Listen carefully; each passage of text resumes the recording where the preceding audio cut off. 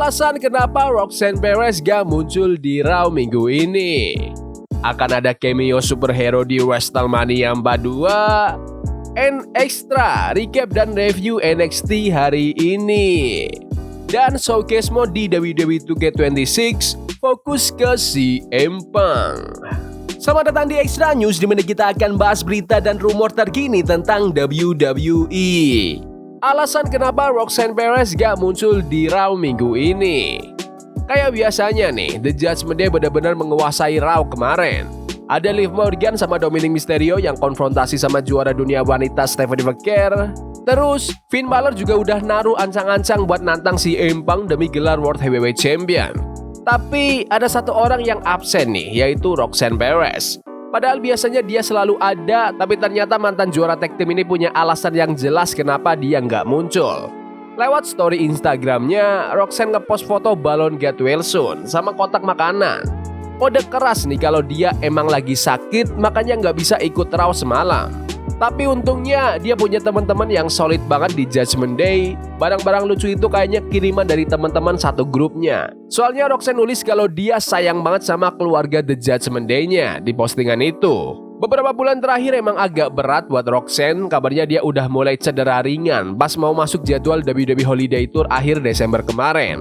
Tapi hebatnya dia tetap gas terus walau nahan sakit. Orang-orang di internal WWE pun banyak yang muji dedikasinya. Jadi absennya dia karena sakit kali ini benar-benar jadi satu-satunya momen dia terpaksa istirahat sebentar.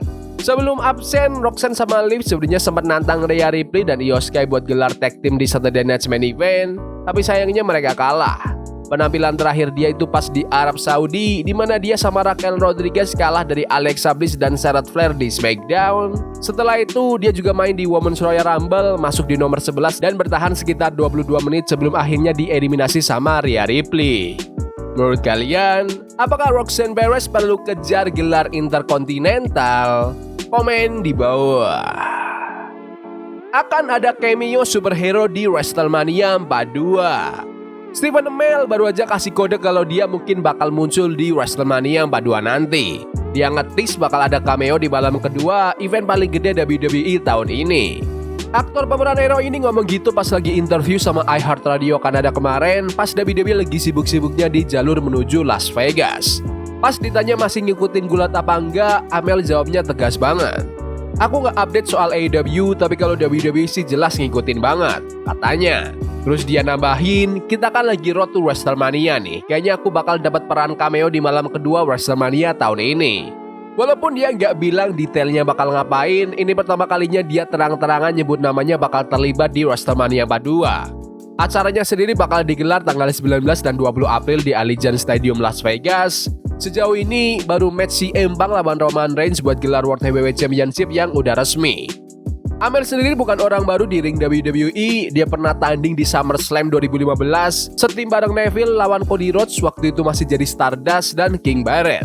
Kedekatannya sama WWE emang gara-gara dia sahabatan banget sama Cody, bahkan di luar ring pun mereka sering bareng. Tapi di tahun 2025 kemarin, Amell sempat bilang di Comic Con kalau dia nggak niat buat jadi pegulat rutin lagi karena fisiknya udah kerasa capek. Dia bercanda kalau naik ke ring 10 tahun sekali aja udah cukup. Makanya kalau dia muncul nanti kayaknya emang cuma sekedar cameo spesial aja, bukan buat balik tanding beneran. Musim WrestleMania emang selalu penuh kejutan dan omongan Amell ini bikin suasana makin seru. Entah dia bakal masuk ring atau cuma sekedar segmen biasa, malam kedua di Vegas nanti bakal kedatangan muka lama di bawah lampu sorot yang megah. Menurut kalian, apakah kalian juga bakal lihat Stephen Amell di WrestleMania? Komen di bawah. Showcase mode di WWE 2K26 fokus ke CM Punk. Gak lama setelah diumumin jadi bintang cover WWE 2K26, sang World Heavyweight Champion balik lagi buat ngisi narasi ceritanya sendiri. Di sini bakal dicampur antara momen nyata karirnya sama skenario What If yang seru abis.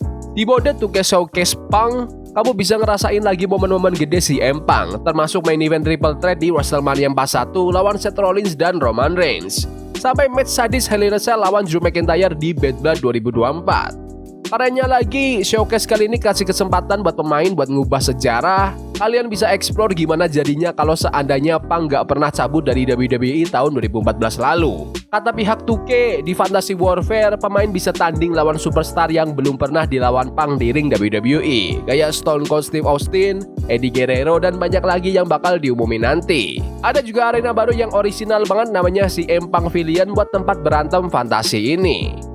WWE 2K26 sendiri bakal rilis tanggal 14 Maret, tapi kalau beli edisi premium, kalian bisa main duluan mulai 7 Maret.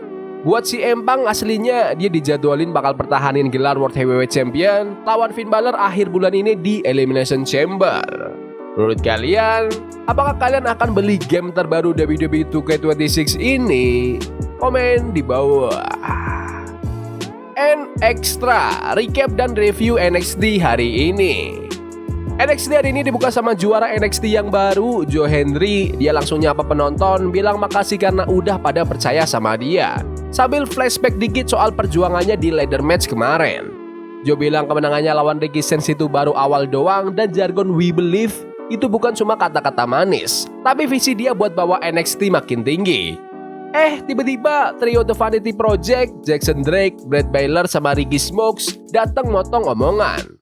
Drake ngeledek Joe, katanya Joe nggak pantas ada di situ. Terus nantangin Joe buat tandingin gelarnya hari ini juga. Joe yang nggak ciut nyali langsung terima tantangannya.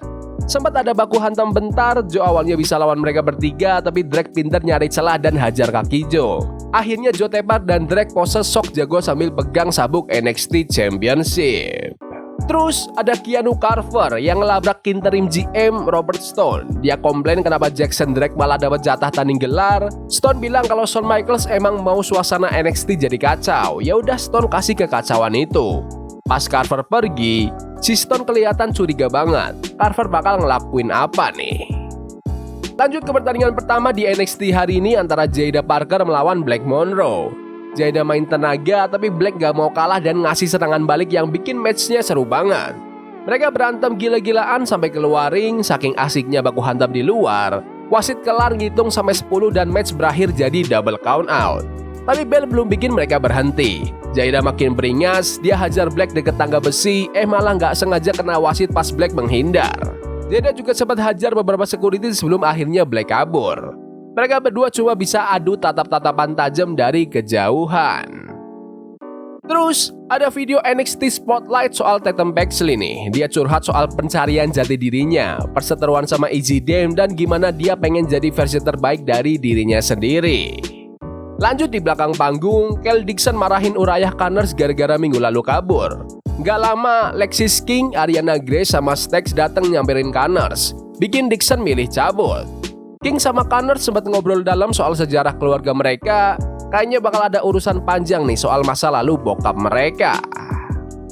Lanjut ke pertandingan turnamen WWE Speed antara Josh Briggs lawan Eli Knight. Matchnya cepat banget dan Eli sukses menang. Pas lagi salaman sama Elio Loveless setelah match, tiba-tiba juara Speed, Jasper Troy, datang nyerang mereka berdua sampai tumbang. Troy berdiri tegak, ngasih pesan kalau dia penguasa di situ. Kembali ke backstage, Keanu Carver kelihatan lagi di pojokan, berdiri di antara orang-orang yang udah dia bikin tepar sambil pegang senjata. Sekarang, grup Dark State angkat bicara. Dion Lennox bilang dia pantas ada di main event dan pengen incer gelar NXT. Cutler James pamer kalau mereka udah berhasil hajar Tony D'Angelo. Terus Osiris Griffin sama Saquon Sugars juga ngancem grup The Cooling. Gak pakai lama, Shawn Spears sama Nico Vance muncul, bilang kalau The Cooling itu pemburu yang udah ngincer Dark State. Suasana makin rame pas Lucien Price sama Bronco Nima dari OTM muncul di antara penonton buat mainin mental mereka. Hank Walker sama Tank Ledger juga ikutan datang, bilang mau ambil gelar tag team. Akhirnya tawuran massal antar tim. Tapi puncaknya pas Tony D'Angelo masuk ke ring, dia langsung hajar anak-anak Dark State, bikin penonton teriak heboh pas dia berhasil menguasai ring. Robert Stone pun langsung umumin kalau minggu depan OTM, Hank dan Tank sama The Cooling bakal tanding, yang menang bakal dapat jatah lawan juara tag team. Pas lagi di kantor, Stone juga didatengin Silo Hill sama juara North American Ethan Page. Ethan minta tanding lagi biar bisa pecahin rekor pertahanan gelar. Tiba-tiba Silo Hill balik lagi sambil bawa parang. Stone malah nganggap itu solusi, sementara si Ethan Page mukanya langsung pucat ketakutan. Langsung aja kita masuk ke pertandingan pertahanan gelar NXT antara Joe Hendry melawan Jackson Drake. Drake lecik banget, dia terus-terusan hajar lehernya Joe. Tapi untungnya wasit ngusir Baylor sama Smokes dari pinggir ring gara-gara gangguin match. Joe akhirnya dapat momentum balik hajar Drake pakai serangan-serangan bertenaga. Lewat jurus standing ovation, Joe sukses menang dan tetap jadi juara. Tapi perayaan Joe nggak lama. Ricky Stenz tiba-tiba nyerang Joe dari belakang, kasih tornado DDT terus pose sombong sambil pegang sabuk NXT. Lanjut ke pertandingan tag team antara Hank Walker sama Tank Ledger lawan duo Vanity Project, Swipe Right. Hank dan Tank sebenarnya mendominasi, tapi gara-gara banyak tim lain ngumpul di ring, suasananya jadi kacau. Jackson Drake muncul diam-diam hajar Tank, terus Baylor langsung roll up untuk memenangkan pertandingan. Waktunya main event. Pertandingan tag team antara Zarya dan Sol Ruka lawan Kendall Gray dan Ryan Sinclair. Syaratnya, siapapun yang dapat pin atau submission bakal dapat jatah tanding lawan juara NXT. Zarya sama Sol kelihatan gak kompak sama sekali, sering salah paham. Beda sama lawan mereka yang solid banget. Pas di akhir match, setelah baku hantam yang ribet, Sol Ruka jadi orang yang sah di ring. Dia keluarin jurus Soul Snatcher ke Kendall Gray untuk memenangkan pertandingan. Sol Ruka menang dan resmi jadi penantang nomor 1. Sol ngerayain kemenangannya, tapi Zarya kelihatan marah banget dan nolak salaman.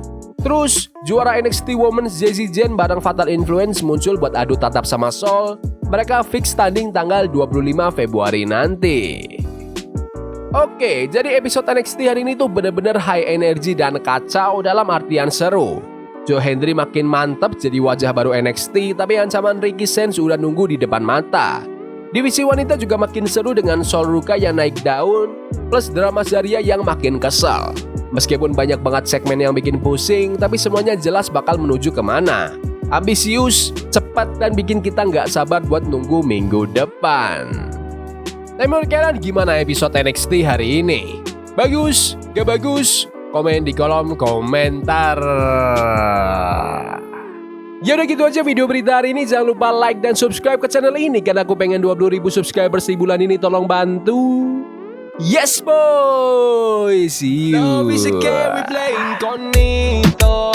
Forbidden fire on Nico. Bunny for love we can hold. I wish we were